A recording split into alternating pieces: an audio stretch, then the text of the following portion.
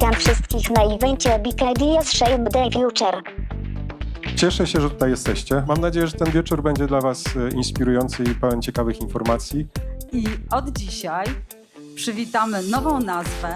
Od dzisiaj ten budynek nazywa się Wines Point,